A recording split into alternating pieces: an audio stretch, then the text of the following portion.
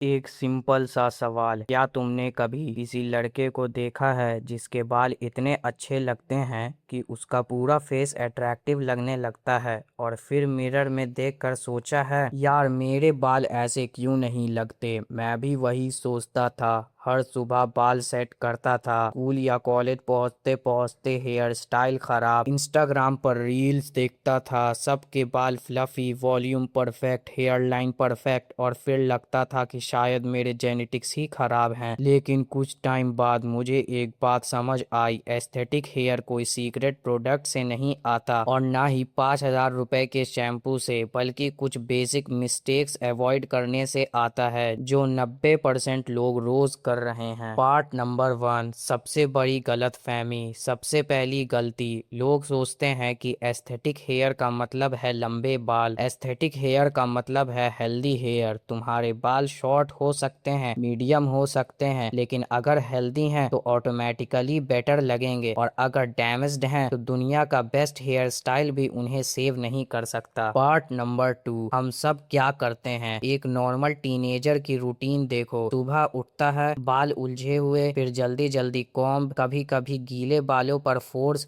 फिर स्कूल, घर आके स्वेट, डस्ट, पॉल्यूशन, और रात तक बालों की कंडीशन खराब। लेकिन प्रॉब्लम ये है कि हम बालों को तब नोटिस करते हैं जब हेयर फॉल स्टार्ट हो जाता है या जब हेयर स्टाइल खराब लगने लगता है। पार्ट नंबर 3, शैम्पू का सच। इंटरनेट पर लोग बोलेंगे ये शैम्पू यूज करो, वो शैम्पू यूज करो, लेकिन सच क्या है? कोई शैम्पू तुम्हें ओवरनाइट मॉडल नहीं बना सकता। शैम्पू का काम सिर्फ स्काल्प क्लीन करना है, बस। अगर स्काल्प क्लीन नहीं होगा तो ऑयल, डर्ट और स्वेट जमा होगा और बाल अनहेल्दी लगने लगेंगे। इसलिए एक्सपेंसिव शैम्पू से ज़्यादा इम्पॉर्टेंट है consistency. Part number 4, styling products का ट्रैप। बहुत सारे बॉयज सोचते हैं जितना ज़्यादा वैक्स या जेल लगाएंगे उतना एस्थेटिक लगेंगे, लेकिन रियलिटी, कभी कभी ज़्यादा प्रोडक्ट्स बालों को और ख़राब दिखा देता है। Natural volume, natural texture artificial shine से ज़्यादा अट्रैक्टिव लगता है। पार्ट नंबर 5,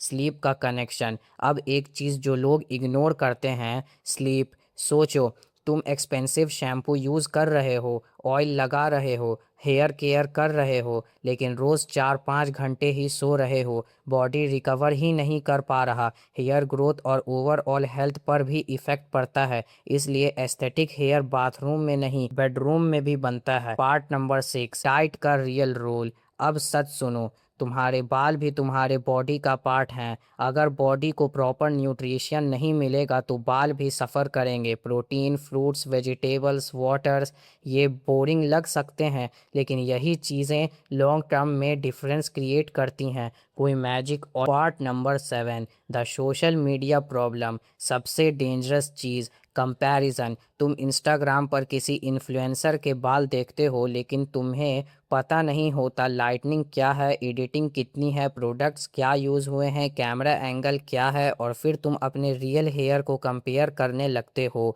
ये अनफेयर कंपैरिजन है। मैं तुम्हें एक सीक्रेट बताता हूँ, एस्थेटिक हेयर का रियल गोल परफेक्ट हेयर नहीं है, क्योंकि परफेक्ट हेयर एग्जिस्ट ही नहीं करता। हर किसी के बाल अलग होते हैं, किसी के स्ट्रेट, किसी के कर्ली, किसी के वेवी। एस्थेटिक तब लगता है जब तुम अपने नेचुरल हेयर को हेल्दी रखते हो, ना कि किसी और जैसा बनने की कोशिश करते हो। इस वीडियो के बाद मिरर के सामने जाओ और खुद से एक सवाल पूछो, क्या मैं अपने बालों की केयर कर रहा हूँ या सिर्फ परफेक्ट हेयर स्टाइल के पीछे भाग रहा हूँ? क्योंकि एस्थेटिक हेयर एक दिन में नहीं बनता, लेकिन अगर तुम आज से बेसिक्स फॉलो करना स्टार्ट कर दो तो कुछ महीनों बाद मिरर में जो पर्सन दिखेगा उसका कॉन्फिडेंस भी अलग होगा और उसके बाल भी। Healthy hair first, aesthetic hair automatically follows.